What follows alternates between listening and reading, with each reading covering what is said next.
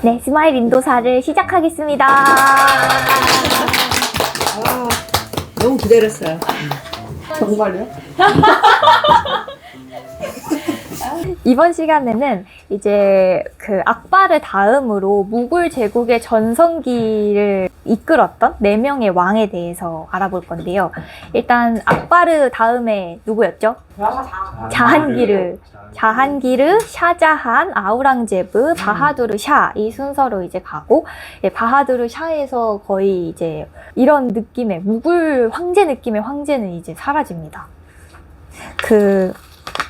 일단 자한기르부터 살펴볼게요. 자한기르는 1569년에 태어났고 1605년에 38살의 나이로 즉위를 합니다. 1627년까지 22년 동안 통치를 하는데요. 네, 이때 조선이 선조랑 광해군 때였습니다. 나 좀 알지. 모르지? 선조 관해군 건 모르지? 무슨 알아요? 말이야? 선조하고 관해군. 선조하고 광해군요? 광해 나왔잖아요, 영어로도.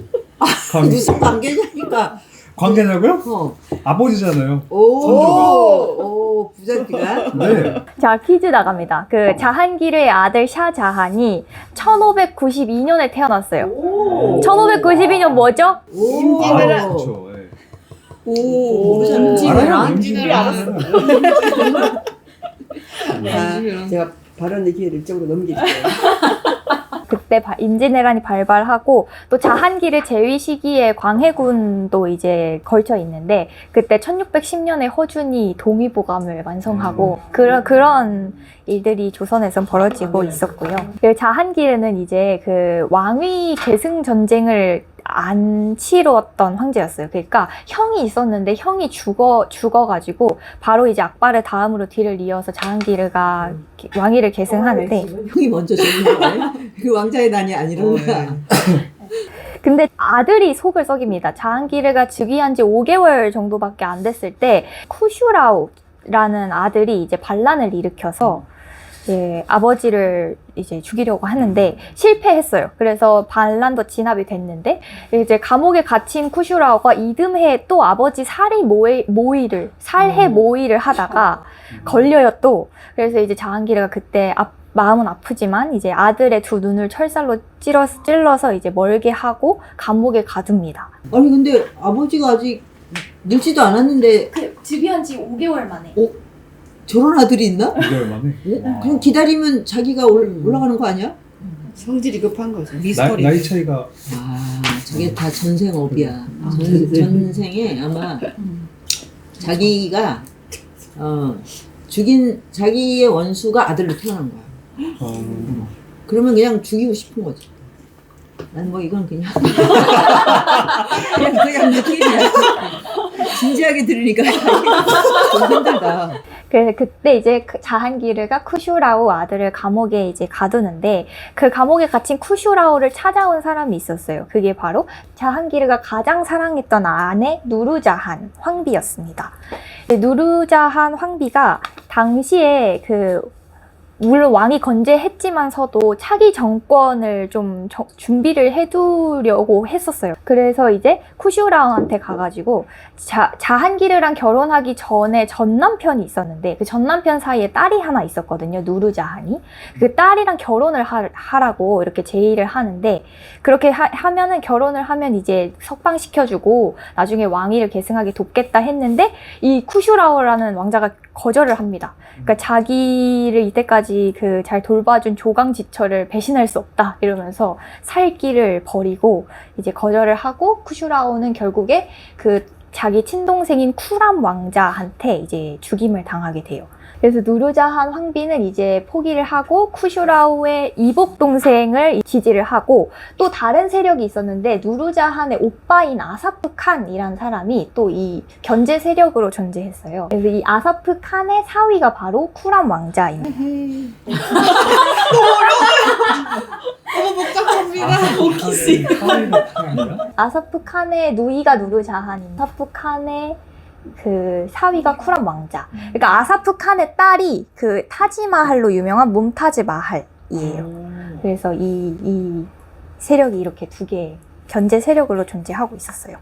그러면 이제 샤자한 이야기는 조금 이따가 나오고요. 그 자한기르에 대해서 좀 더 살펴보면 자한기르한테 독특한 업적이 하나 있는데 조선시대 태종이 그 신문고를 설치했거든요.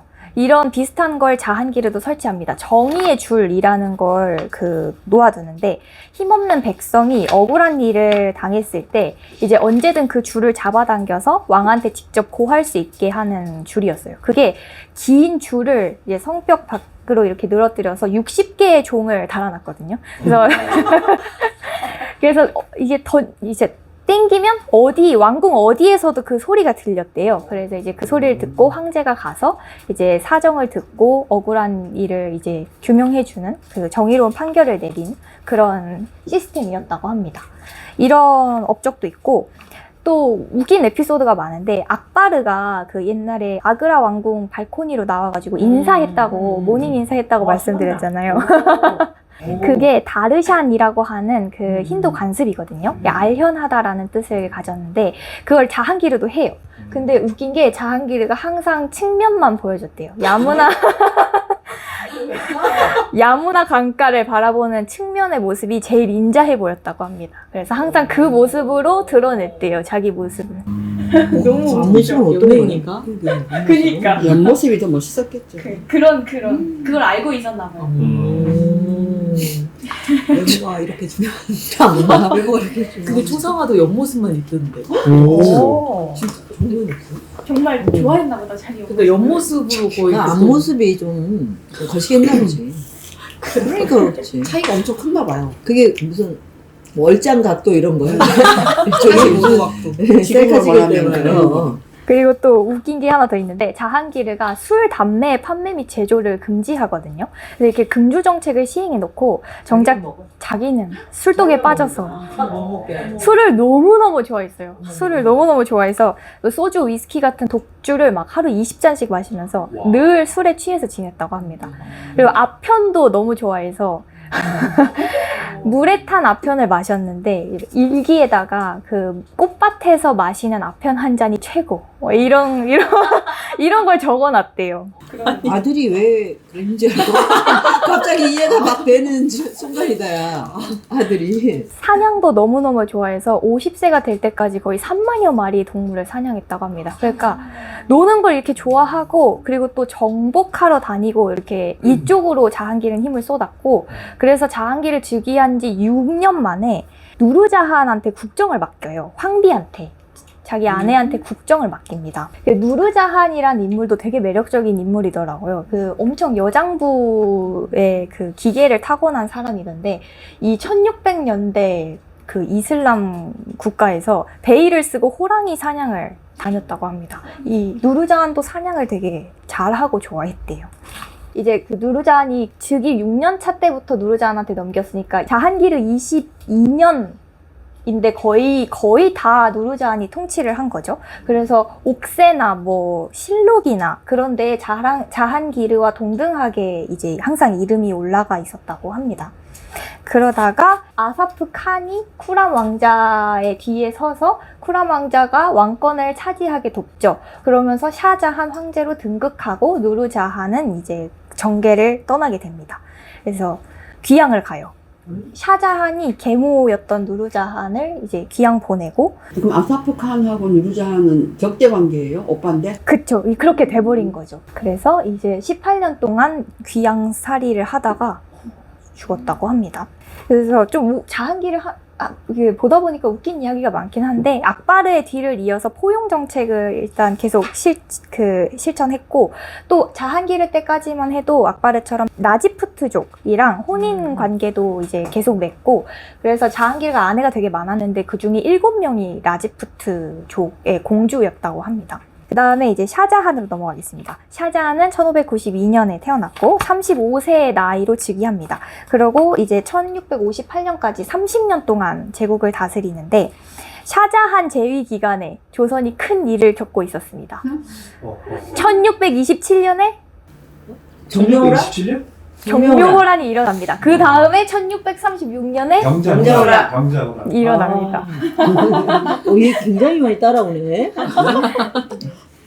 그리고 이때 유럽에선 30년 전쟁, 종교 전쟁이 벌어지고 있었는데 이때 무굴이 이제 화석의 원료인 초석을 수출해서 떼돈을 법니다. 그래서 이때 되게 부국이었다고 하더라고요. 이제 젊은 시절부터 보면 젊은 시절의 샤자한은 엄청 잔인했습니다. 그럼 그 도움을 받아서 왕좌에 오르고 나서 이제 더 이상 위협이 되지 않는 무굴계 남자들이나 사촌, 뭐 친척, 뭐 형제 다 죽입니다. 조카들까지 다 죽였어요. 그래서 이제 인도 근대사 저자 스피어는 그 샤자한이 말년에 겪었던 비극이 이런 그 일들에 대한 과보가 아닐까 이렇게 말씀을 하시더라고요. 샤자한이 이제 말년에 엄청 큰 비극을 겪게 되는데 그 이야기를 하기 전에 타지마할 이야기부터 잠깐 들려드리면 샤자한이 정말 사랑했던 부인이 이제 아사프 칸의 딸 뭄타즈 마할이었습니다.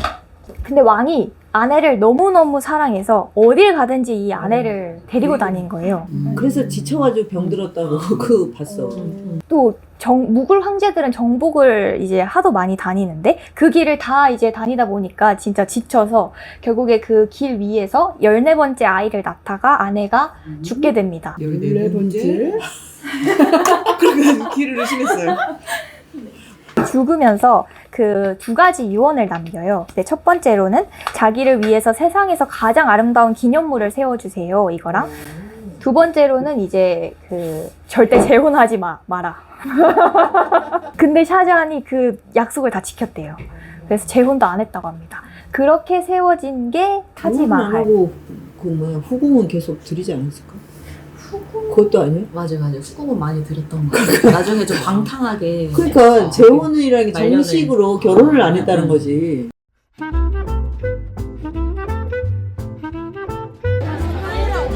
오늘 토요일이라 사람이 진짜 많네요. 뚱뚱 보이시나요? 저기가 입구인 것 같습니다.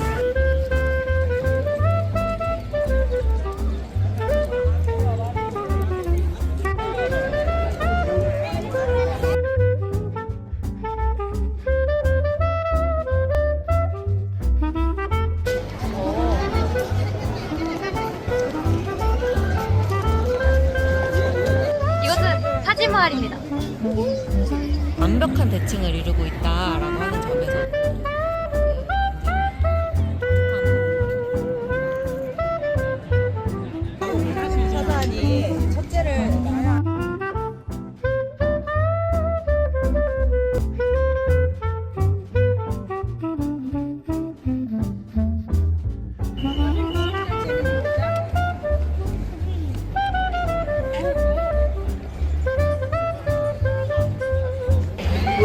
타지마할은 저 야무나강 옆에 위치해 있습니다. 야무나 강입니다.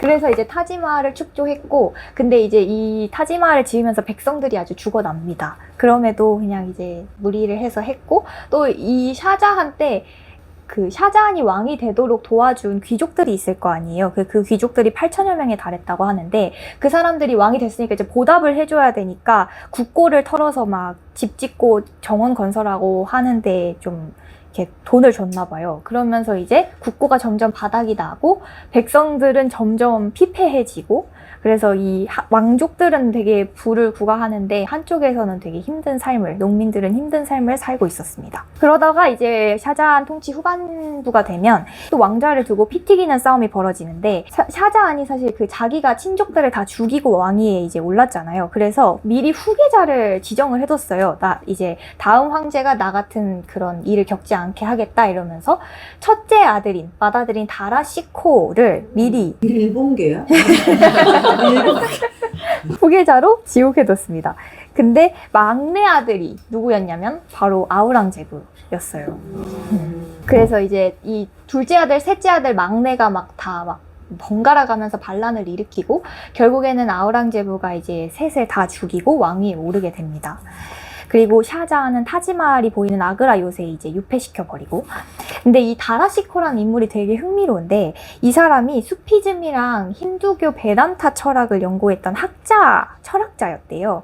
그 페르시아어로 막 우파니샤드도 번역하고 그랬다고 하는데 그 이제 느낌이 좀 오시겠지만 되게 종교에 열려 있고 다원적인 문화를 받아들일 줄 아는 그런 사람이었습니다. 그래서 온건하고 또 유연한 이런 성품으로 백성들한테 인기가 되게 많았는데 반면에 아우랑제부는 독실한 무슬림이었죠. 그래서 이 아우랑제부가 사실 왕위에 오르게 되면서 무굴 제국의 운명이 이렇게 바뀝니다. 그래서 악바르와 자한기르로 내려져 왔던 그런 통합적이고 좀 열려있는 그런 정치가 이제 완전 폐쇄로 들어가게 돼요. 폐쇄적으로 바뀝니다. 아우랑제부가 이 첫째 아들을 죽인 이야기도 되게 잔인하더라고요. 그래서 이 사람을 참수형을 시켰는데 그 참수된 머리를 샤자한한테 선물로 보냈대요. 그 저녁 식사 시간에 맞춰서. 그래서 아버지한테. 엽기적이다. 아버지는 유폐시키고 자기 형은 죽이고 목을 잘라서 보냈대요. 아우랑제부가 서름이 좀 있었던 게 이 샤자한이 다라시코를 너무너무 좋아하고 애초부터 후계자로 점 찍어두고 진짜 편애하던 아들이었나 봐요. 그래서 이 둘째, 셋째 막내가 막 그 아버지에 대한 원망과 질투와 이런 게 좀 있어가지고 그런 식으로 왕이 극한 직업 같아. 왕으로 산다는 거.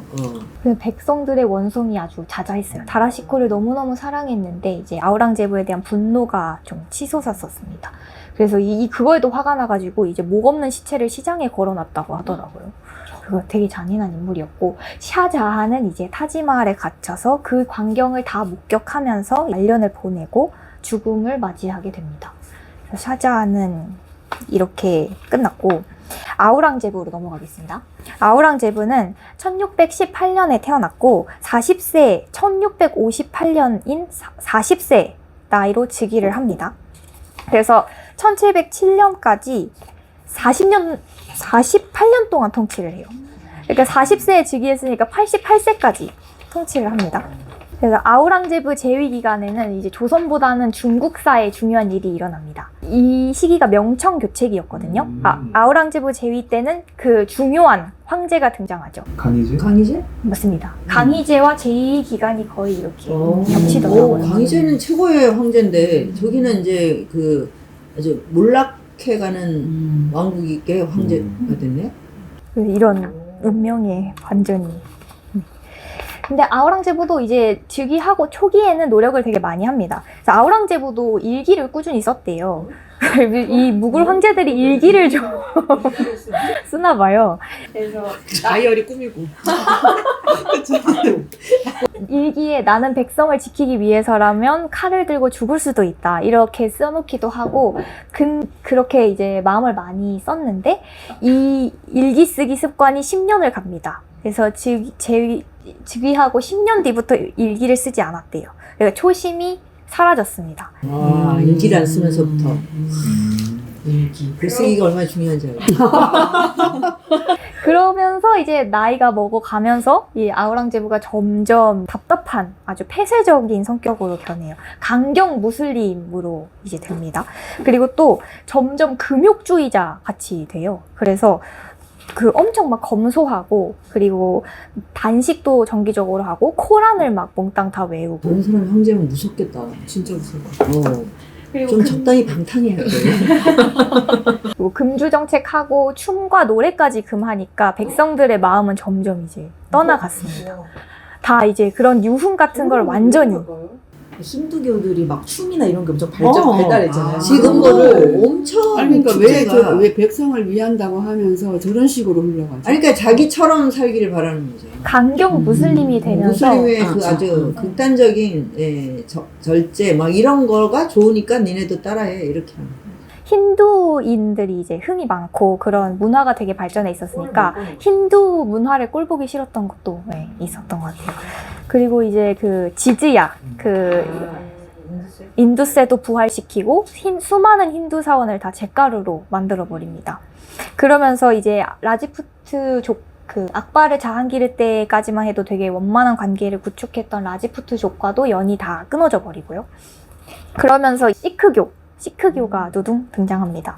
시크교도 처음에는 그 이슬람교랑 힌두교를 이제 통합한 일신교 통합적인 성격을 가지고 있었는데 아우랑제부랑 부딪히면서 완전히 다른 그 반무슬림의 길을 가게 돼요. 그리고 전쟁도 되게 많이 해서 이 아우랑제부 때 영토가 되게 넓었습니다. 그래서 여기 카불, 벵골, 마드라스 여기 이 정도가 다 아우랑제부 당시 무굴의 땅이었어요.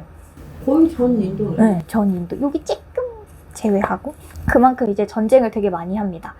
마지막 그 후반부, 아우랑제부 제위 후반부 26년 동안은 누구랑 계속 전쟁을 하냐면 마라타족이랑 전쟁을 많이 했어요. 마라탕 아니야, 마라탕. 마라탕 아니고 마라탕. 마라탕. 네, 나이가 점점 들어갈수록 아우랑제부는 점점 독불 장군이 되어갑니다. 의심병이 되게 이제 도졌었나 봐요. 그래서 사람을 못 믿고 막 하나부터 열까지 저런 식의 성향을 가진 사람이 뭘 의심하면 무서운 것 같아요. 그래서 모든 일을 그 노인인데도 불구하고 전쟁 작전부터 뭐 말단 관료 임용까지 다 자기가 해야지 직성이 풀리는 그런 성격으로 점점 변해갔대요. 그러니까 전쟁도 길어지고 하면서 그 재정도 점점 거덜이 나고 사람들도 너무 많이 죽고 하면서 아우랑제부는 결국에 26년간 마라타족과의 전쟁을 이제 포기하고 델리로 돌아갑니다. 델리로 돌아가는 와중에 병을 얻어서 이제 델리에 도착을 못하고 쓸쓸하게 죽었다고 합니다.